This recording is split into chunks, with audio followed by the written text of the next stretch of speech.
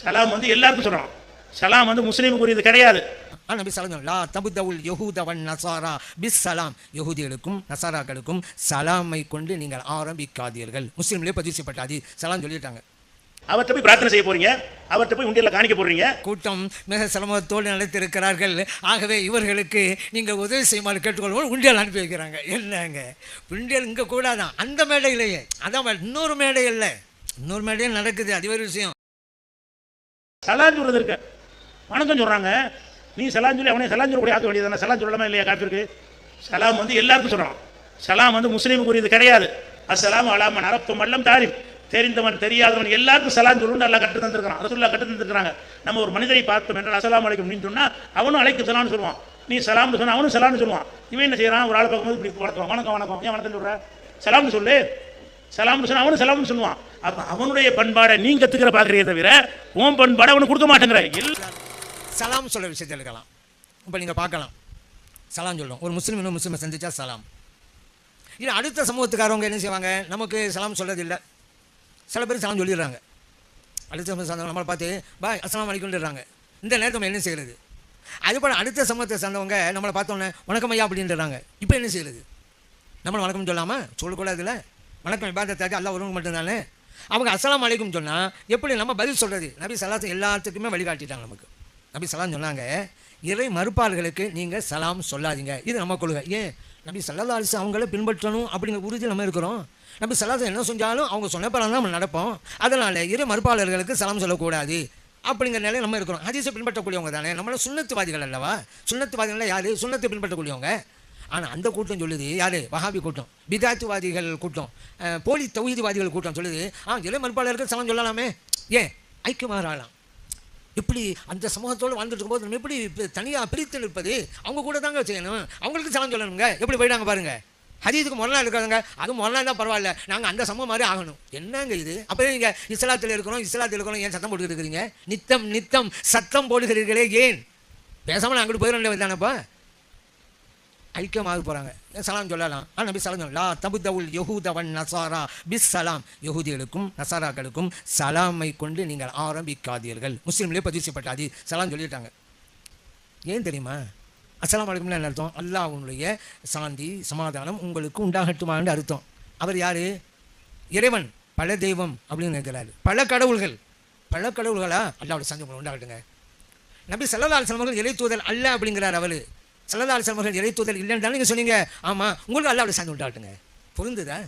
குர்ஆன் இருக்கிற நம்ம வேதம், அந்த குர்ஆனை வேதமாக ஏற்றுக்கொள்வார். அவர் ஏற்றுக்கொள்ள மாட்டார். குர்ஆனை வேதம் ஒப்புக்கொள்ளல நீங்கள் இல்லை, அவன் சாந்தி உங்களுக்கு உண்டாகட்டும். இது பொருந்துமா? பொருந்தாது. ஆகவே தான் சொல்லக்கூடாது.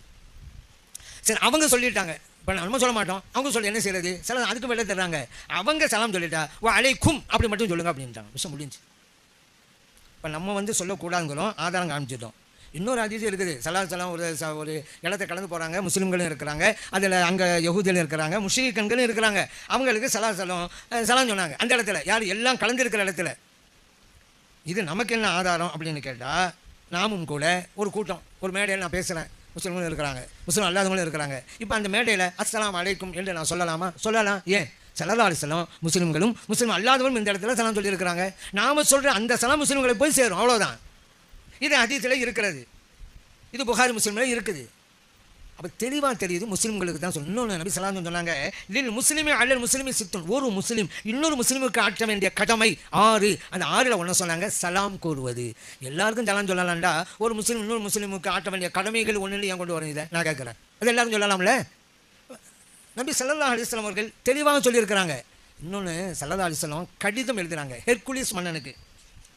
ரோம் நாட்டு மன்னன் ஹெர்குலிஸ், ஹிர்கல் அப்படின்னு சொல்லுவாங்க அரபியில்.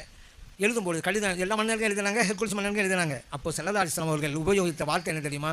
சலாமுன் அலா மனி தபஅல் ஹுதா, அப்படி தான் எழுதுனாங்க. யார் நேர்வழியை பின்பற்றுகிறாரோ அவருக்கு சலாம். கடிதம் அப்படி தான் ஸ்டார்ட். அஸ்ஸலாமு அலைக்கும்னு சொல்லலை. ஏன்? அவங்க இஸ்லாத்துக்கு வரலை. முஸ்லீம் அல்லாதவர்கள் அஸ்ஸலாமு அலைக்கும்னு கடிதத்தில் எழுதலை. நேர்வழி உள்ளவர்களுக்கு சலாம் தான் எழுதுனாங்க. நபி ஸல்லல்லாஹு அலைஹி வஸல்லம் எவ்வளோ தெளிவாக வழிகாட்டி இருக்கிறாங்க. புகாரியில் தான் இருக்கிறது. அப்படி இருந்தும் கூட இறை மறுப்பாளர்களுக்கு சலாம் சொல்லலாங்கிறீங்களே, என்ன காரணம்? அந்த சமூகத்தோடு வாடுறோம்ல, அவங்களோட ஐக்கியமாகி போகணும்ல, அதுக்காக வேண்டி அவங்களுக்கும் சலாம் சொல்லலாம். இப்போ இன்னொரு சமூகத்தோடு ஐக்கியமாகி போனது யார்? அவர்களா? நாமா? இப்போ இதில் சில கட்டங்களில் இப்போ ஒரு சூழ்நிலை ஏற்படும். நம்ம அஸ்ஸலாமு அலைக்கும் அப்படி சொன்னால் வலைக்கும் அப்படின்னு சொல்லி நம்ம பிரச்சனை இல்லை. இன்னொரு சில விளக்கையும் சேர்த்து சொல்லேன். சில பேர் வணக்கம் ஐயா அப்படிம்பாங்க. இப்போ என்ன செய்யுது? வணக்கம் அவங்க சொல்லிட்டாங்க, நம்ம அப்படி வணக்கம் சொல்ல முடியாதுல்ல. நம்ம என்ன செய்யலாம்? வாழ்த்துக்கள். என்னட்ட எத்தனை பேர் சில ஊடகங்களை சார்ந்தவங்க ஃபோன் பண்ணும்பொழுது வணக்கம் ஐயாம்பாங்க, வாழ்த்துக்கள் உடனே அவங்கள வாழ்த்துக்கள் ஐயான்டுவாங்க. புரிஞ்சுக்கிறாங்க. அதுபோல் சில அரசியல் பிரமுகர்கள் கூட பேசும்பொழுது மாட்டு சமய சார்ந்தவங்க எனக்கு ஃபோனில் சொல்லும்பொழுது வணக்கம் ஐயாம்பாங்க. அவங்களுடைய வழக்கத்து பிரகாரம் நான் அங்கே சுட்டி காட்டிடுவேன். எப்படி சுட்டி காட்டுவேன்? இப்படி சொல்லாதீங்கிறதில்ல. அவர் வணக்கம் ஐயா பாருல, நான் வாழ்த்துக்கள் ஐயா அப்படிமா. அவர் உடனே வாழ்த்துக்கள் வாழ்த்துக்கள்னு சொல்லுங்க. அவர் வணக்கம்னு சொன்னால் வாழ்த்துன்னு சொல்லுவோம். சலாம்ங்கிற வார்த்தை கூடாது. நம்ம மார்க்கம் சொல்கிறது. குர்ஆனில் மூசா அலைஹிஸ்ஸலாம் சொன்ன வாசகம் வஸ்ஸலாமு அலா மனித்தப அல் ஹுதா குர்ஆனில் இருக்குங்க. சலாம் என்பது நேர்வழி பின்பற்றவர்களுக்கு மட்டும். ஆனால் இந்த போலி தௌஹீத் வாக்கூட்டம் சொல்லுது இல்லை நேர்வழி இல்லாதவர்களுக்கும் தான் சலாம். அப்பட்டமான மீறுதல் அல்லவா குர்ஆனின் வசனத்துக்கு இது? அப்போ என்ன, அடுத்த சமூகத்தோடு நம்ம ஒண்டி போகணும், ஐக்கியமாகணும் என்பதுதான். அதைத்தான் நம்ம சொல்ல வரோம். இன்னொரு சமூகத்துக்கு மத்தியில் வாழ்ந்து அவர்களோடு ஐக்கியமாகி போன நீங்களா முஸ்லீம்களை பார்த்து இவங்க சமரசம் ஆகிட்டாங்கன்னு சொல்லிங்க? கிடையாது. ஒரு மனிதர் தானே. ஒரு மனிதர் இறந்த பிறகு அவரை போய் நீங்கள் வழிபட போறீங்க, அவர்கிட்ட போய் பிரார்த்தனை செய்ய போறீங்க, அவர்கிட்ட போய் உண்டியல்ல காணிக்க போடுறீங்க, அவருக்காக நேர்ச்சை செய்கிறீர்கள். இந்த பழக்கம் எல்லாம் உங்களுக்கு அல்லாஹ்விடமிருந்து வந்ததா, நபியிடமிருந்து வந்ததா, நீங்களா உண்டாக்கி கொண்டதா? இந்த பழக்கத்திற்கு குர்ஆனில் ஆதாரம் இருக்குதா? இந்த பழக்கத்திற்கு ஹதீஸில் ஆதாரம் இருக்குதா? அது இன்னொரு சமூகத்தில் இருக்கக்கூடியதல்லவா அந்த உண்டியல்ங்கிறது. அது அவங்க தராக்குள்ள வச்சுருக்காங்க அப்படின்னு சொல்லிட்டு அந்த கூட்டத்திலேயே இந்த கூட்டம் மிக சிரமத்தோடு நடத்திருக்கிறார்கள். ஆகவே இவர்களுக்கு நீங்கள் உதவி செய்யுமாறு கேட்டுக்கொள்வோம். உண்டியல் அனுப்பி வைக்கிறாங்க. என்னங்க உண்டியல் இங்கே கூடாதான், அந்த மேடையிலேயே. அதான் இன்னொரு மேடை இல்லை, இன்னொரு மேடையும் நடக்குது. அது ஒரு விஷயம். எத்தனையோ மேடைகளில் இந்த மாதிரி உண்டியலை ஏந்தி எல்லோரும் வசூல் பண்ண வச்சுருக்கிறாங்க. அந்த மேடை உண்டியலை பற்றி பேசின அந்த மேடையிலேயே எங்களுக்கு உதவி செய்யுங்க, இப்போ எல்லாம் உங்களுக்கு வருவாங்க அப்படின்னு உண்டியல் அனுப்பி வச்சுங்களா இல்லையா? அப்போ என்ன உங்களுக்கு கூடுமா, மற்றவங்களுக்கு கூடாதா? யோசிக்க வேணாம். எதையாவது பேசுகிறவங்க அடிப்படையில் இன்னொரு பாயிண்ட்டை சொல்கிறா என்னென்னா, பிற சமூகத்தோடு சமரசமாகி போனார்கள் அப்படிங்கிறதுக்கு நம்ம இந்த ஈசால சவாபு செய்கிறோம்ல இறந்து போனவங்களுக்கு, அது இன்னொரு சமூகத்துக்காரவங்க செய்யலாம். அது திதி செய்கிறதும்பாங்க, தர்ப்பணம் செய்கிறதும்பாங்க. நம்ம ஈசால சவாபு நல்ல காரியம் செய்வோம்ல, தர்ப்பணம் செய்வதும்பாங்க. இது அந்த சமூகத்தில் உள்ளது. அந்த மாதிரி இந்த முஸ்லீம்களும் எடுத்துக்கிட்டாங்கங்கிறாங்க. ஏன்? ஹதீஸை படிக்காதனால. நாங்கள் செய்கிறது அவங்க செய்கிறாங்கிறது இல்லை, எங்கள் ஹதீஸில் வந்திருக்கு செய்யணும், தர்மம் செய்கிறோம் எங்கள் இறந்து போன முன்னோர்களுக்கு. சாது பின் உபாதா ரலியல்லாஹு அன்ஹு நபி ஸல்லல்லாஹு அலைஹி வஸல்லம் வந்து யாரை சொல்லலாம், என் தாயார் வஃபாத் ஆகிட்டாங்க, அவங்களுக்கான தர்மம் செய்ய நினைக்கிறேன், அந்த நன்மை போய் சேருமா? ஸல்லல்லாஹு அலைஹி சொன்னாங்க தர்மம் செய்யுங்க, போய் சேரும். புகாரில் பதிவு செய்யப்பட்ட ஹதீஸ். நபி ஸல்லல்லாஹு அலைஹி வஸல்லம் சொன்னாங்க நாங்கள் செய்யலைங்க. ஹஜ்ஜு செஞ்சு நன்மை அனுப்பி வைக்கலாம், நபி ஸல்லல்லாஹு அலைஹி வஸல்லம் அனுமதிக்கிறாங்க, புகாரில் இருக்கிறது. நோன்பு நோற்று நன்மையை இறந்து போன அனுப்பி வைக்கலாம், புகாரில் இருக்கிறது. நாங்கள் இந்த சமூகம் செய்கிறதல்ல, எங்கள் நபி ஸல்லல்லாஹு அலைஹி வஸல்லம் சொன்னார்கள், ஆகவே நாங்கள் செய்கிறோம். இவங்க அடுத்த சமூகம் செய்யட்டும் செய்யாமல் போட்டும் எங்களுக்கு என்னங்க இருக்குது? நாங்கள் ஹதீஸ் சொன்னதுனால செய்கிறோங்க. சரி, ஹதீஸ் பிரகாரம் நாம் நடக்கும்போது அதே காரியம் இன்னொரு சமூகத்தில் இருந்தால் நம்ம விட்டுடணுமா? ஹதீஸில் வந்திருக்குதான், இது அவங்க செய்கிறாங்க அதனால செய்ய வேணாம் அப்படி இருக்குதா? சரி, அந்த சமூகம் செய்வதைத்தான் அவங்க எடுத்துக்கிட்டாங்க அப்படின்னு இந்த ஈசால சபாவுக்கு மட்டும் சொல்லிவிட்டு நிப்பாட்டிட்டீங்களே, இன்னும் சிலதையும் சேர்த்து சொன்னால் நல்லா இருக்குமே. இந்த போலி தகுதி வாட்டை நான் சொல்கிறேன், ஏன் அதை ஈசால சபா மட்டும் சொல்லிட்டீங்க? இன்னும் கொஞ்சம் சேருங்க. என்ன தெரியுமா, அந்த சமூகம் கங்கை நீரை புனிதமாக கருதுகிறது. இந்த முஸ்லீம்கள் எல்லாம் ஜம்ஜம் நீரை புனிதமாக கருதுகிறார். சொல்லுங்களேன், அங்கே கங்கை இங்கே ஜம்ஜம், சொல்லுங்க பார்க்கலாம். அந்த சமூகம் அவருடைய வழிபாட்டு தலத்தை சுற்றி வருகிறது. இந்த முஸ்லிம்கள் காபாவை தவாப் செய்கிறார்கள், சுற்றி வருகிறார்கள். அந்த சமூகம் மாறி இவங்களை ஆகிட்டாங்க. சொல்லுங்களேன், ஏன் அந்த இது சொல்லாமல் விட்டு விட்டீங்க? அந்த சமூகம் அவருடைய வழிபாட்டு தலத்தில் மொட்டை அடிக்கிறார்கள். இந்த முஸ்லிம்கள் மினாவுக்கு ஹஜ்ஜுக்கு செய்யும் பொழுது மினாவில் போய் மொட்டை அடிக்கிறார்கள். அந்த சமூகமாவது இவங்களை ஆகிட்டாங்க. சொல்லுங்களேங்க, ஏன் சொல்ல மாட்டேங்கிறீங்க? அந்த சமூகம் காசி யாத்திரை போகிறார்கள், இந்த முஸ்லிம்களும் மக்கா யாத்திரை போகிறார்கள். சொல்லுங்கள், அந்த மாதிரி தான் அவங்க ஆகிட்டாங்கன்னு சொல்லுவீங்களா? இதையெல்லாம் சொல்லலை, இல்லை இதையெல்லாம் சொல்லலையே. அப்போ ஈசாலாவுக்கு மட்டும் இல்லைங்க, அவங்க செஞ்சால் என்னங்க? நம்ம மார்க்கத்தில் இருக்குதுல்ல, அவங்கள வழிபாட்டை சுற்றி வர்றாங்க. நம்ம மார்க்கத்தில் காபாவை சுற்றி ஒன்று இருக்க நம்ம செய்கிறோம். அவங்க காசு எடுத்துகிட்டு போகிறாங்க, நம்ம மார்க்கத்தை மக்காவுக்கு போகணும்னு இருக்க நாங்கள் மக்காவுக்கு போகிறோம் சொல்ல தெரியுதுல. அந்த மாதிரி தான் ஈசால் சவாபும். அவங்க தர்ப்பணம் செஞ்சால் நமக்கு என்ன, ஈசால் சவாபு சமர்ப்பணம் செய்யணும் நம்ம மார்க்கம் சொல்லுதுங்க. அதனால் நாங்கள் செய்கிறோம், அவங்க செய்கிறாங்கனாலே நாங்கள் செஞ்சோம். இப்போ இவர்களுடைய அறியாமை அதனுடைய வெளிப்பாடு தான் இந்த மாதிரியெல்லாம் செய்து கொண்டு இருக்கிறார்கள். நம்ம செய்கிறது எங்களுமே சலஞ்சோம். இப்போ இறந்து போனால் யாசின் சூறா ஓதுறோம், எக்கரவும் யாசின் நல்லா மௌத்தாக்கும், உங்களை மறைந்தவர்களுக்கு யாசின் சூறா ஓதுங்க. என்னாங்க அபுதாவுதிலே அஹமதிலே இப்னு மாஜாலே பதிவு செய்யப்பட்டாதே நாங்கள் செய்கிறோம். அவங்க செய்கிறாங்க செய்யலைங்க. அவங்க செய்கிறதை எல்லாம் நம்ம செய்யக்கூடாதுன்னு சொன்னால் டெய்லி அவங்க சோறு செஞ்சுறாங்க, நீங்கள் சோறு செஞ்சாதீங்க இனிமேல். அவங்க செய்கிறது செய்யக்கூடாதுல்ல, இனிமேல் நீங்கள் சாப்பிடக்கூடாது. அவங்களாம் சோப்பு போடுறாங்க, இனிமேல் நீங்கள் சோப்பு போடக்கூடாது. ஏன் அவங்க செய்கிறத செய்யக்கூடாதுன்றீங்கல்ல, சும்மா சொல்கிறது நமக்காக வேண்டி. ஆனால் ஏற்கனவே சொன்ன மாதிரி அவர்களுடைய எல்லா செயல்பாடுகளிலும் ஐக்கியமாகி போனவர்கள் தான் இவர்கள். பிற மத மக்கள் அதெல்லாம் செய்வாங்க. பார்த்து அவங்க அந்த சடங்கு செய்யும் பொழுது சாராயத்தை வாங்கி வச்சு அவங்க எதெல்லாம் விரும்பணும் அதெல்லாம் வச்சு செய்யறது நீங்கள் பார்க்குறீங்க. பார்த்தவங்க அவங்க செய்யறேன் நம்ம செஞ்சா என்ன அப்படி அஜயத்தில் கேட்குறீங்க. அந்த கும்பிட்டு அஜயத்தை என்ன செய்யணும், இதெல்லாம் சிலத்தில் இல்லடா ஏன்டா அப்படி செய்யறேன்னு சொல்றதுக்கு பதிலாக இங்கே நான் ஒரு பாத்தியா எதுக்கு வேணாலும் பாத்தியா அந்த கேட்கல பாத்தியா வரோம்ல, அதுக்கு ஒரு கேள்வி கண்டல் எதுக்கு எடுத்தாலும் பாத்தியா. இது இன்னொரு சமூகத்தை காப்பீடித்தது. சமைகளுக்காண்டி சட்டியை வச்சுட்டா அதுக்கு ஒரு பாத்தியா, மையத்தை தூக்கினா பாத்தியா, மையத்தை அடக்க செஞ்சா பாத்தியா, கடை திறந்தா பாத்தியா, வீடு திறந்தா பாத்தியா, எதுக்கு எடுத்தாலும் பாத்தியா. கேள்வி பண்ணுறாங்களாம், கிண்டல் பண்ணுறாங்க. எது கிண்டல் பண்ணுறது நான் கேட்கல. குர்ஆனுடைய வசனத்தையா கேள்வி பண்ணுறீங்க? ஃபாத்தியாங்கிறது என்னங்க? குர்ஆனில் 114 சூறாக்கள் உண்டு. அந்த சூறாக்கள் ஒரு சூறா தான் ஃபாத்திஹா சூறா.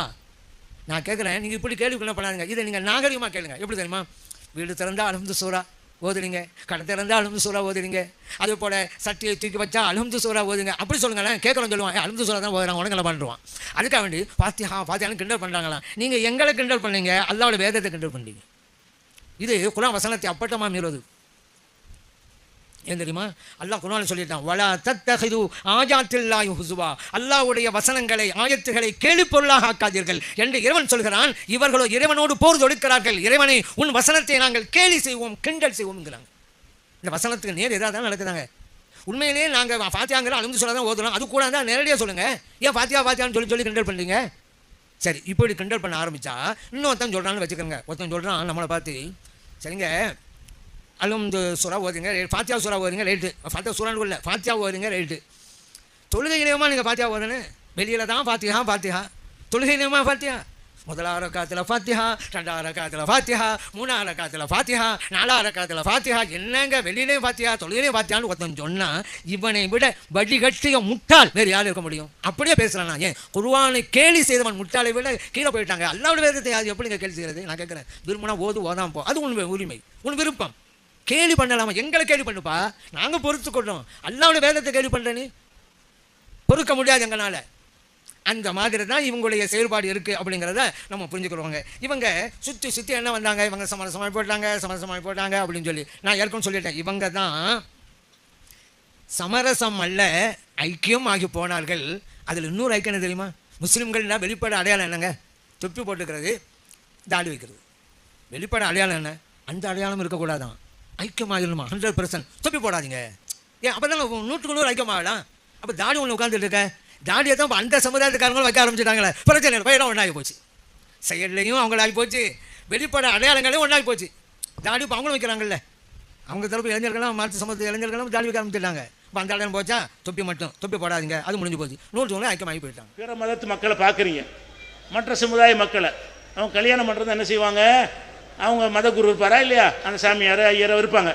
அங்கே போய் என்ன செய்வாங்கன்னா, ஒரு நல்ல நாள் பார்த்து தாங்க, ஒரு ஜாதகம் பார்த்து தாங்க என்று அவங்க கேட்பாங்க. அந்த மதகுரு என்ன செய்வார்?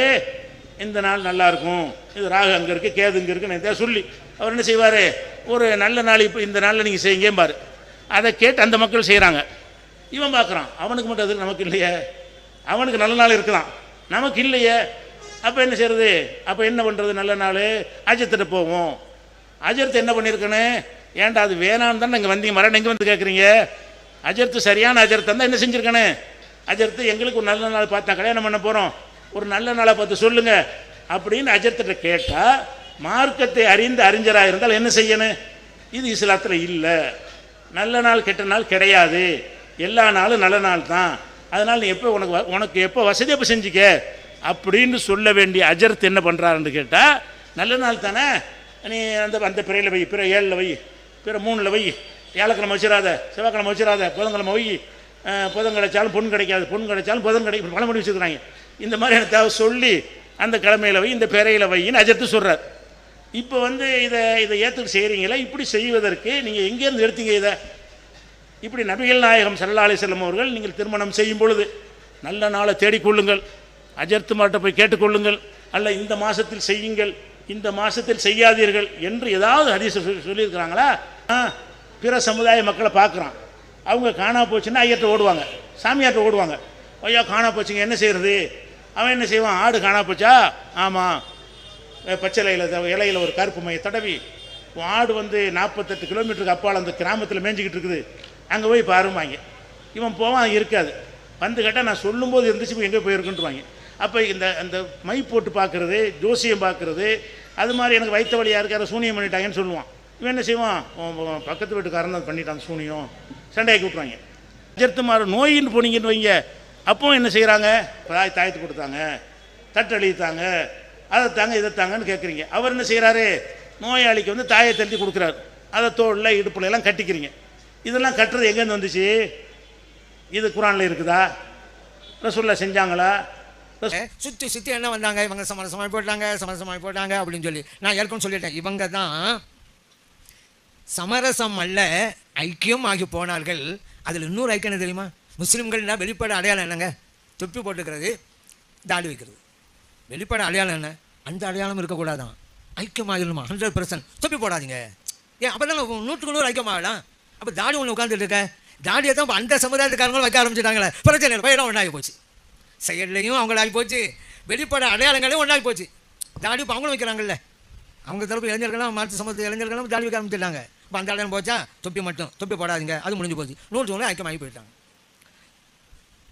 இதில் இந்த தர்காக்களில் கொடி வைக்கிறாங்களே, இதுவெல்லாம் அடுத்த சமூகத்தில் வழிபாட்டு தலங்களை கொடியேற்றுறாங்க. இவங்க தர்காக்களில் கொடியேற்றுறாங்க. அந்த கூட்டத்தில் பேசப்படுதா பொடி? அதுக்கு நானும் பதில் சொன்னேன். பொடி அப்படிங்கிறது நபி ஸல்லல்லாஹு அலைஹி வஸல்லம் அவர்கள் காட்டிய வழிமுறை. ஃபதஹ மக்கா வெற்றிவாக சூழியாச்சு. ஜுபைர் இப்னு அவ்வாம் ரலியல்லாஹு கூப்பிட்றாங்க ஸல்லல்லாஹு அலைஹி வஸல்லம், ஒரு கொடியை கொடுக்குறாங்க. ஹஜ்ஜுங்கிற இடத்துல போய் உண்டுங்கன்னாங்க. புகாரில் பதிவு ஹதீஸ், புகாரில் இருக்கிறது. ஹஜ்ஜூன் அந்த இடத்துலையும் அனுப்பணும். அங்கே தான் அந்த ஜன்னத்துல் முஅல்லான்னு கேள்விப்பட்டிருக்கீங்களா? மக்காவில் உள்ள கபிரிஸ்தானுக்கு பேர். மதீனாவில் உள்ள கபிரிஸ்தான் ஜன்னத்துல் பக்கி, மக்காவில் உள்ள கபிரிஸ்தான் ஜன்னத்துல் முஅல்லா. அந்த முஅல்லாவில் தான் ஹதீஜா ரலியல்லாஹு அன்ஹா நல்லடக்கம் செய்யப்பட்டிருக்கிறாங்க. அந்த ஜன்னத்துல் முஅல்லா ஹஜ்ஜுங்கிற இடத்துல தான் இருக்குது. நபி ஸல்லல்லாஹு அலைஹி வஸல்லம் எங்கே வேண்டுமானும் கொடி உண்ணுங்கன்னு சொல்லியிருக்கலாம்ல. மக்கா வெற்றிவாய் சொல்லுகிறார், ஹஜ்ஜுங்கிற இடத்துக்கு போங்க, ஜன்னத்துல் முஅல்லா ஹதீஜா ரலியல்லாஹு அன்ஹா நல்லடக்கம் செய்யப்பட்ட இடம். அதே போல தான் இளைய நேசர்கள்லாம் ஒவ்வொரு ஊருக்கு வந்தாங்க, பிரச்சாரம் பண்ணாங்க, குஃப்ருங்கிற இருளை அகற்றினாங்க, இஸ்லாம்ங்கிற ஒளியை கொண்டு வந்தாங்க. வெற்றி கொடி தர்காக்களில் கொடி. இந்த ஒரு கொடியை பற்றி இவ்வளவு விமர்சனம் பண்ணுறீங்களே, நீங்கள் ரோட்டு கொடி நாட்டுறீங்களா? ஒரு கூட்டம் நடந்தால் ரோடு ஃபுல்லாக கொடி, மாநாடு நடத்தலாம், மாநாடு ஃபுல்லாக கொடி, நூற்றுக்கணக்கான கொடி. ஒரு கொடிக்கு ஆதாரம் கேட்டீங்களே. இப்போ நான் கேட்குறேன், உங்களுடைய ரோட்டு கொடிக்கும் உங்களுடைய நாட்டு கொடிக்கும் என்ன ஆதாரம் தாங்க? எத்தனை கொடி? இன்னொரு விஷயங்களும் சொல்கிறாங்க. அந்த சமூகத்தில் மாதிரி இந்த சமூகங்கிறது அந்த செய்தி உண்மை, ஆனால் குற்றச்சாட்டில் வீண்படி சுமத்துறாங்க. எப்படி? இந்த திருமண பொருத்தத்துக்கு எண்ணில் பொருத்தம் பார்க்குறாங்க, கணக்கு போட்டு பொருத்தம் பார்க்குறாங்க. இது அந்த சமூகத்தில் இருக்குது. முஸ்லீம் சமூகத்தில் அதற்கு மாறு செய்கிறாங்க. இதுதான் வீண்படி சுமத்துறது. இது அவாண்டம் அல்லவா? நம்மளில் ஒரு சில பேர் செய்கிறான்னு வச்சுக்கிடுவோம், அதற்கு மாறு செய்கிறாங்க. நான் கேட்குறேன், எந்த ஊரில் பள்ளியாசல் கூடிய அதற்கு மாதிரி கணக்கு போட்டு பண்ணியிருக்கிறாங்க? 7000 ஆலிம் பெருமக்கள் தமிழ்நாடு இருக்கலாம் வச்சுக்கிறோங்க, கணக்கெடுப்பு நடத்துவோமா? இப்படி கணக்கு போட்டு பொருத்தம் பார்ப்பது மார்க்கத்தில் இருக்குன்னு சொன்னீங்களா இல்லையாண்டு? எல்லாம் இல்லைன்னு தான் சொல்லுவாங்க. ஏன் அசுமானோட வீண்படி போடுறீங்க? அதே போல் இன்னொரு விஷயத்திலையும் ஏதாவது ஒரு பொருள் காண போயிட்டா மை போட்டு பார்ப்பாங்களாம். அப்போ அவர் சொல்லுவாராம், ஒரு காண போன பொருள் அங்கே நிற்குது, காண போன மாடு இந்த இடத்த மேய்ஞ்சிருக்குன்னு சொல்லுவாராம். இது அதத்து மாதிரி செய்கிறாங்களா? இதான் மை போட்டு பார்க்குறவன் ஏமாத்தோடு இருந்துக்கிட்டு இருக்கிறான். அது பிரச்சனை. ஒரு சில பேர் முஸ்லீம்களே இருக்கலாம், அதத்து மாதிரி செய்கிறாங்கங்கிறீங்க. 7000 ஆலிம் பெருமக்கள் இருக்கிறாங்க, எந்த ஆளையும் இந்த மாதிரி மை போட்டு பார்க்குறாங்க? நான் கேட்குறேன், அவருக்கு ஒரு ஆள் 2 பேர் இருந்தாக்கா எல்லா ஆலிமும் செய்யலாம் அர்த்தமா? இப்படி மை போட்டு பார்ப்பது கூடாதுன்னு சொல்லிட்டு இருக்கிறாங்க ஆலிம் பெருமக்கள் எல்லாம். சமூகத்தில் இருக்கிற கொடுமையை சொல்லுங்க, அதை ஹஸரத்துமாறு செய்கிறாங்கன்னு சொல்லுங்க. நானும் மறுமையில் பதில் சொல்லணும். இந்த இடத்துல எதையும் பேசிட்டு போகலாம்ங்கிறதா? மாண்மையில் கேள்வி கணக்கு இருக்கிறதுல எல்லாரும் எழுப்புவான்ல, கேள்வி கேட்பான்ல. ஒரு ஆள் செய்யலை செஞ்சதா சொன்னால் பதில் சொல்லிட்டு தானே காலை அசையும் அந்த மறுமையில். என்ன தைரியத்தில் உலமாக்கள் மேலே அபாண்டமாக படி சுமத்துறீங்க? நீங்கள் இருக்கிற சமூகத்தை சொல்லலாம், தப்பே கிடையாது. செய்யாத பொழுது செஞ்சதா சொல்லக்கூடாது. இப்படி சில காரியங்களை அவர்கள் செய்ததா சொன்னாங்க. நம்ம பொதுவாக நம்ம சொல்லித்தரலாங்க, எந்த விஷயமாக இருந்தாலும் சரிதான். மற்றவங்க செய்கிறாங்க ஆகவே நாங்கள் செய்கிறோம் அப்படிங்கிறது இல்லை. எங்களுக்கு குர்ஆன் ஹதீஸ் வழிகாட்டினா அதை நாங்கள் செய்கிறோம். மற்ற சமூகம் செய்து அதுங்க பேச்சு கிடையாது. குர்ஆன் கட்டுப்படணும், ஹதீஸ் கட்டுப்படணும், அது கடமை, நாங்கள் செய்கிறோம். ஆனால் நீங்கள் அப்படி இல்லை. குர்ஆன் தடை செய்கிறத செய்யுங்க, அடுத்த சமூகத்துக்கு ஒத்து போகணும்னு. ஹதீஸ் தடை செஞ்சதை செய்யலிங்க, அடுத்த சமூகத்துக்கு ஒத்து போகணும்னு சொல்லி அடுத்த சமூகத்தோடு சமரசம் என்பதல்ல ஐக்கியம் ஆகி போய்விட்டீர்கள். திரிந்து வாருங்கள். எல்லாம் அல்ல இறைவன் நல்லருள் புரிவானாக.